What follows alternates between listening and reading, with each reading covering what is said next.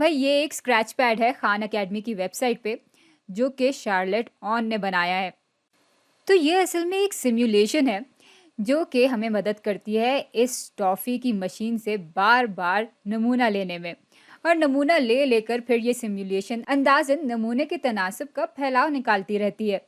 अच्छा, ये सिम्युलेशन हरी टॉफ़ियों का तनासब मालूम कर रही है, लेकिन हमने पिछली वीडियो में पीली टॉफ़ियों का तनासब मालूम किया था। अच्छा, पिछली वीडियो में पीली टॉफ़ी का तनासब था 0.6, तो इसको 0.6 पे ही सेट कर देते हैं।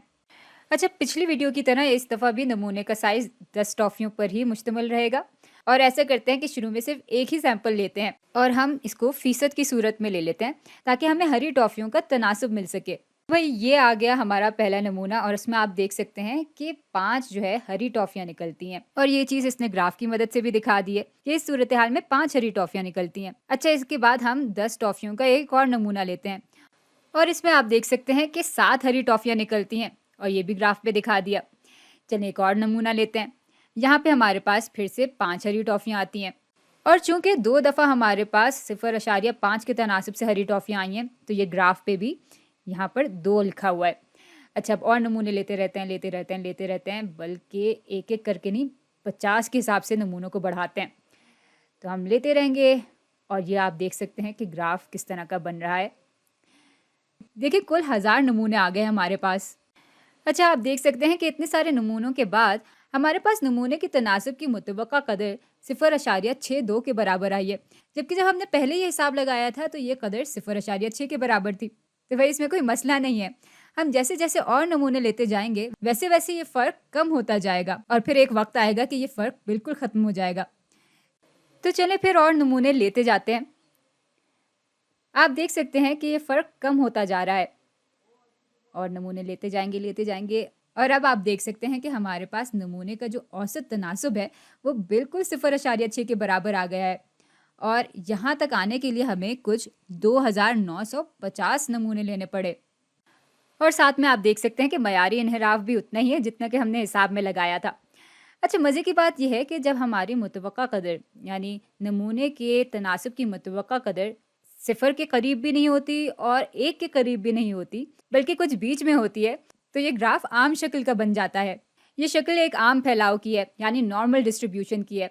और ये बात समझ में भी आती है क्योंकि हमने 2 दर्जी बेतरतीब मुतग़िर यानी बाइनोमियल रैंडम वेरिएबल और सैंपल मीन प्रोपोर्शन यानी नमूने के तनासब की औसत कदर के बीच का ताल्लुक देखा था। अच्छा, लेकिन आप फ़र्ज़ करते हैं कि हमारे आबादी का जो प्रोपोर्शन है, जो तनासब है, वो 0 के करीब है। मिसाल के तौर पे 10% है, यानी 0.1 के बराबर है। तो तब क्या होगा? तब ये फैलाव किस तरह का दिखेगा? भाई यूँ हमें मालूम है कि इसकी जो औसत कदर है तनासब की, वो बराबर हो जाएगी 0.1 के। और फिर आप सोच ही सकते हैं कि वहाँ पर अगर ग्राफ का सबसे ऊँचा नुक्ता आता है, तो ग्राफ दाएं तरफ से तिरछा होगा, यानी राइट स्क्यूड होगा। लेकिन चूंकि हमारे पास सिम्युलेशन है तो इसको ज़रा ज़ाहिरी तौर पर भी देख लेते हैं। अब हम नमूने लेते जाएंगे और आप देख सकते हैं कि आहिस्ता आहिस्ता कैसे ग्राफ बाएं तरफ आ रहा है और दाएं तरफ से तिरछा है। और ये बात समझ में भी आती है क्योंकि अगर हमारे पास इम्कानात 0 से लेकर 1 के बीच में है और हमारी जो औसत कदर है वो 0.1 पे है, तो यहाँ तक इतने ही नुक्ते होंगे और उसके बाद फिर इम्कानात का फैलाव 1 की तरफ ही जा रहा होगा। अच्छा, अगर हम इसका बिल्कुल उलट काम करते हैं, यानी इस दफ़ा हम अपना जो तनासब है आबादी का, वो 1 के करीब रखते हैं, मिसाल के तौर पे 0.9 के बराबर या 0.89 के बराबर रखते हैं, तो फिर हमारे ग्राफ का सबसे ऊंचा नुक्ता दाएं तरफ होगा और ग्राफ बाएं तरफ से तिरछा होगा, यानी लेफ्ट स्क्यूड होगा। अच्छा, दूसरी बात समझने की ये है कि जितना बड़ा नमूने का साइज़ होगा, उतना ही ज़्यादा कम हमारा मयारी इन्हिराफ यानी स्टैंडर्ड डिविएशन होगा। तो अब ऐसा करते हैं कि आबादी के तनासब को वापस ज़रा बीच में ले आते हैं, 0.5 पे ले आते हैं और अब नमूने के साइज़ को बढ़ा देते हैं। तो 10 से बढ़ाकर हम 50 कर देते हैं, यानी एक नमूने में हम कुल 50 टॉफ़ियाँ ले रहे होंगे और अब बहुत दफ़ा ये नमूने ले लेते हैं। तो आप देख सकते हैं कि कैसे ग्राफ बदल रहा है। भाई तब्दीली ये आ रही है कि अब इस ग्राफ का फैलाव आपस में बहुत ज़्यादा जुड़ा हुआ है और ये बात समझ में भी आती है क्योंकि फॉर्मूले के मुताबिक नमूने के तनासब का मयारी इन्हिराफ उल्टी तरह से मुतनासिब यानी इन्वर्सली प्रोपोर्शनल होता है n के। یعنی n کی تعداد بڑھے گی تو اسٹینڈرڈ ڈیویشن کم ہوگا، اور اگر اسٹینڈرڈ ڈیویشن بڑھے گا تو n کی تعداد کم ہوگی۔